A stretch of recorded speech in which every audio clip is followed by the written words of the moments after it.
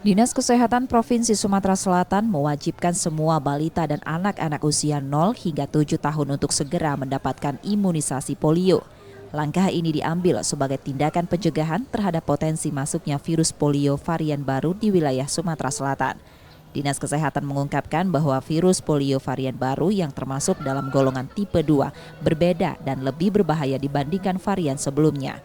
Virus ini telah ditemukan di Provinsi Aceh dan Papua. Iya, lebih bahaya dari yang virus polio sebelumnya. Lebih kelumpuhan total, lebih dari kalau yang lama kan dia ada lumpuh, cuman ada layu ya. Kalau ini lumpuh total. Penularan virus ini dapat terjadi akibat kondisi lingkungan yang kurang bersih atau gizi buruk. Nur Muhammad, Kompas TV, Palembang, Sumatera Selatan.